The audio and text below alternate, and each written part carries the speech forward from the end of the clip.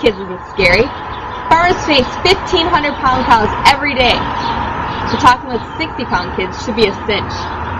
Here are a few pointers to help you out. 1. Use short and concise sentences.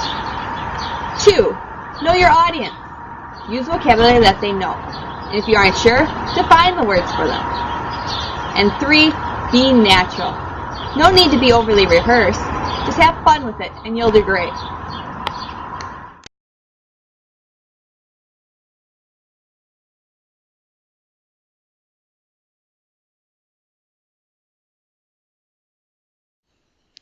Here is Shane.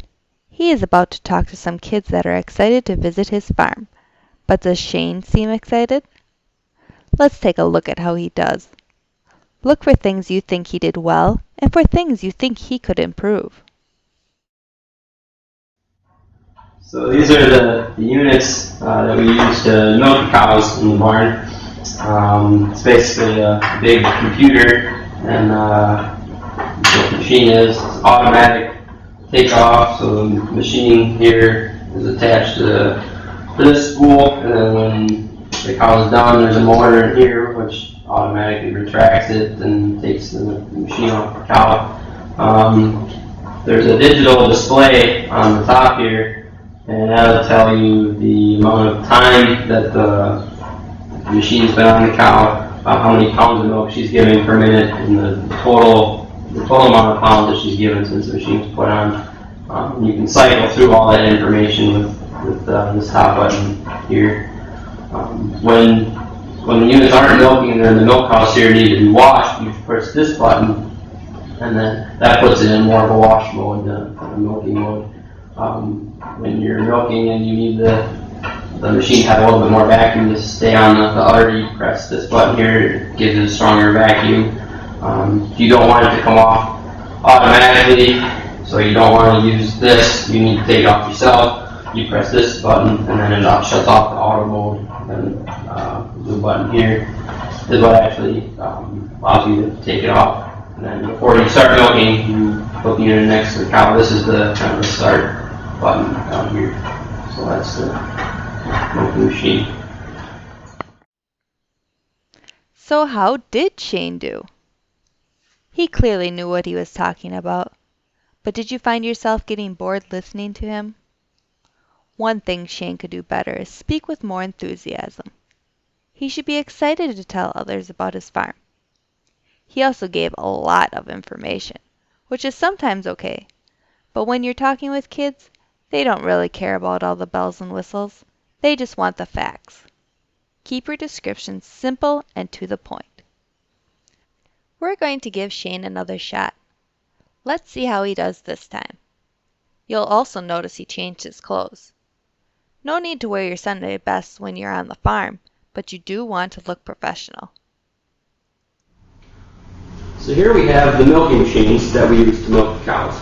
And we milk cows twice a day, once in the morning and once at night. When it's time to milk the cows, we take the machines out of the milk house and push them out into the barn, and then they go in next to the cows. This portion of the machine is what actually goes onto the cow's udder and draws out the milk. Now when it's on there, she knows it's there. It doesn't hurt her, but she does, like I said, she knows it's there.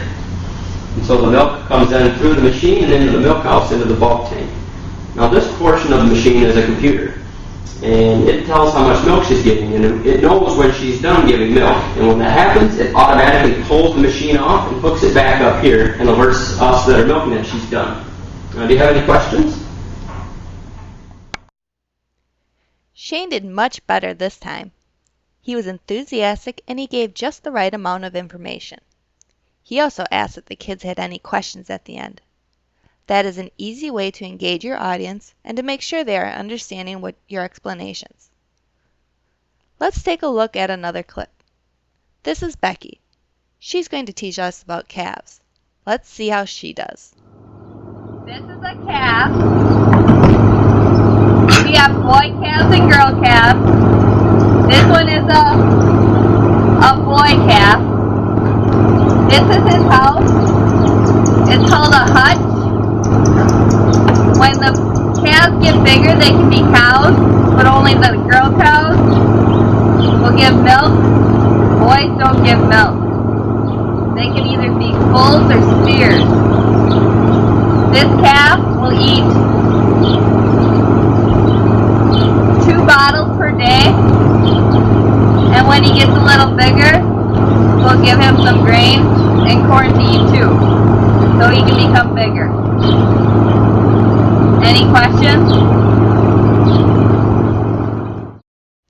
It is clear Becky knows a lot about her farm. She did a great job using short and concise sentences, and you can tell she practiced what she wanted to say. But Becky isn't showing confidence. She is reading from a script, which makes her sound overly rehearsed. She could improve a lot by being more enthusiastic and natural. She's going to try it again. Let's see what improvements she made. So this is where the calves live. They have special houses called hutches, and on the inside of the hutches we put either straw or else corn stalks so that they stay nice and comfortable. Now on our farm we have boys and girl calves. The boys are called bulls and the girls are called heifers. We also have cows in our farm, but remember, the cows are the moms. They have the calves. This guy is pretty little, so he only drinks milk right now. He gets a bottle of milk in the morning, and then he'll get another one at night. Do you have any questions? Nice work, Becky. She had some great improvements. She was much more confident in herself, and this enabled her to speak more naturally. Becky also asked if there were any questions at the end, which is always a good idea. Let's visit Shane again and hear what he has to say about milk production. Remember to watch for things he does well and what he could improve. So this girl right here, she's making milk already. She's eating her hay, and so she's a rumen animal. She eats it, spits it back up, she keeps chewing it, and eats it at the end.